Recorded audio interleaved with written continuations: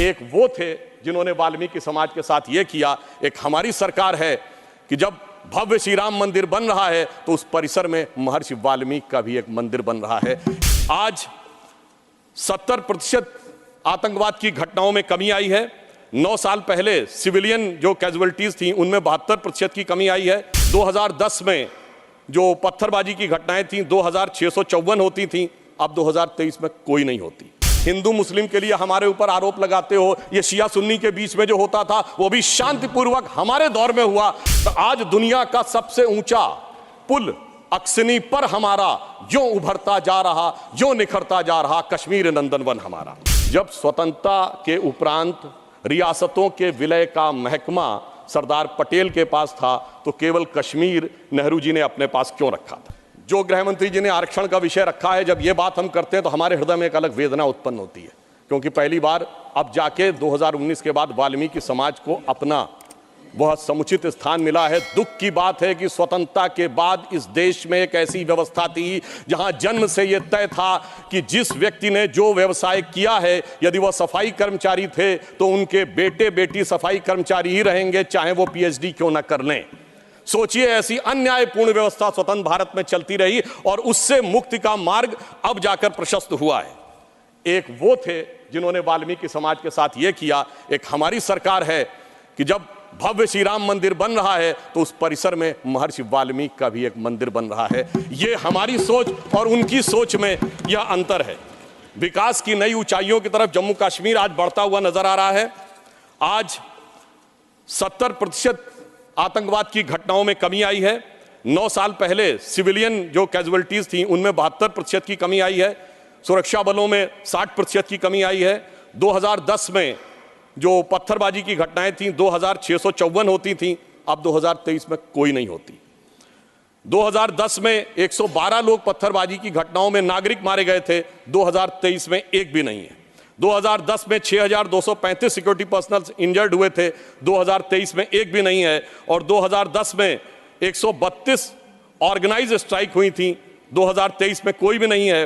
2010 में 70 घटनाएं हुई थी सीज फायर वायलेशन की, 2023 में 2 हुई हैं। और इस प्रकार हम ये कह सकते हैं कि कश्मीर के अंदर एक भारी बदलाव और एक सकारात्मक दिशा में दिखाई पड़ रहा है।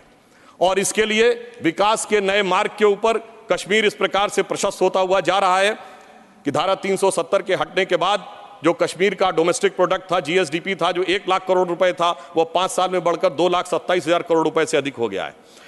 सरकार ने कई लार्ज रिक्रूटमेंट ड्राइव स्टार्ट किए हैं जिसमें 29,813 लोग अब तक रिक्रूट किए जा चुके हैं और एडिशनल 5,523 वैकेंसीज क्रिएट की गई हैं। जम्मू कश्मीर ने इन्वेस्टमेंट के जो प्रपोजल आए हैं वो 66,000 करोड़ रुपए के हैं और जो डायरेक्ट एम्प्लॉयमेंट और उसके द्वारा जो इनडायरेक्ट एम्प्लॉयमेंट क्रिएट होगा वो 2.9 लाख तक के व्यवसाय के अवसर क्रिएट हो सकते हैं। 2 मेडी सिटीज जम्मू और कश्मीर में क्रिएट की जा रही हैं। इस ढंग से स्थानीय चीजों को बढ़ावा दिया जा रहा है कि ऊखू गांव अब पेंसिल वाले गांव के रूप में पूरे देश में विख्यात होता जा रहा है। और इसी के साथ साथ हिमायत स्कीम जैसी योजनाओं के द्वारा लोगों को रोजगार के नए अवसर प्रदान किए जा रहे हैं। यूनियन टेरिटरी गवर्नमेंट ने जीआई टैगिंग भी की है। सैफरन यानी केसर, जिसके लिए कश्मीर बहुत प्रसिद्ध है, उसमें और बासमती राइस की जीआई टैगिंग की व्यवस्था की, जिससे कि उसको एक अंतर्राष्ट्रीय स्तर तक एक मान्यता प्राप्त हो सकती है। जम्मू कश्मीर में इंफ्रास्ट्रक्चर डेवलपमेंट फाइनेंस कॉरपोरेशन की भी स्थापना की गई है, जिसके द्वारा अनेक प्रोजेक्ट बहुत सफलतापूर्वक चल रहे हैं।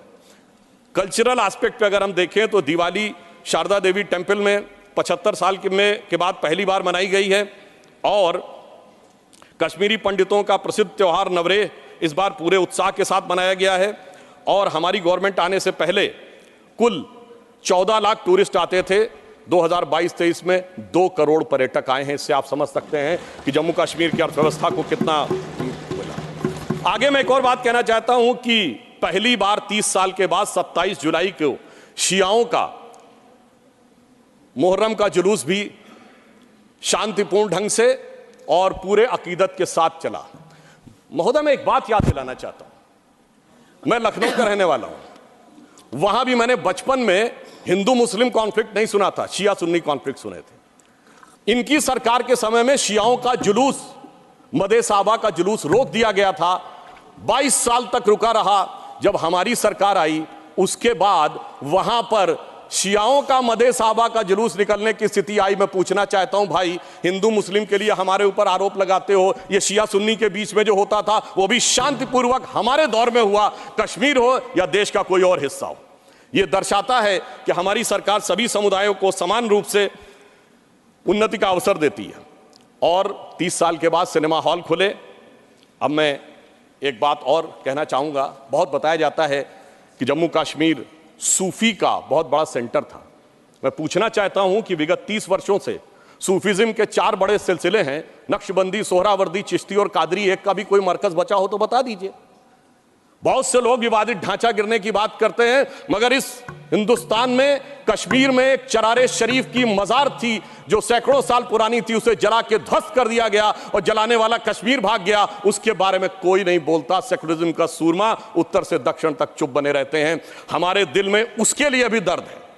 और मैं ये भी याद दिलाना चाहता हूं कि मुस्लिम समाज के लिए सबसे मुकद्दस मस्जिद हजरत बल पे नवंबर 1993 में आतंकवादियों ने कब्जा कर लिया था। ये वो भी दौर था, मगर इसके बावजूद किसी को उस दौर में खराबी नजर नहीं आती थी। आज जब सब कुछ शांतिपूर्ण और सही ढंग से चल रहा है तब यह समस्याएं नजर आती हैं।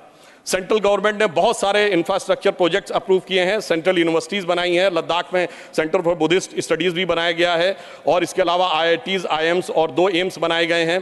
प्रधानमंत्री ग्राम सड़क योजना में पहले 158 किलोमीटर की सड़कें बनती थी, अब 8068 किलोमीटर की सड़कें बनी हुई हैं। परंतु इसी के साथ साथ मैं ये भी कहना चाहता हूं कि मोदी सरकार के शासनकाल में आने के बाद अब मॉर्टेलिटी रेट जो 22 पे था वो अब 14.3 पे आ गया है। पहले केवल 47 जन औषधि केंद्र थे 2019 से पहले, अब 227 हो गए हैं।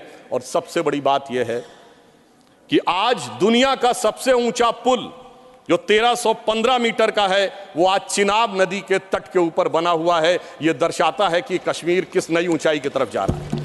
महोदय, मैं याद दिलाना चाहता हूं, हमारे बचपन में जिस जमाने में कश्मीर में आतंकवाद फैला था तो हम लोग कहते थे झेलम नदी का प्राचीन वैदिक नाम है वितस्ता और चिनाब का है अक्सिनी।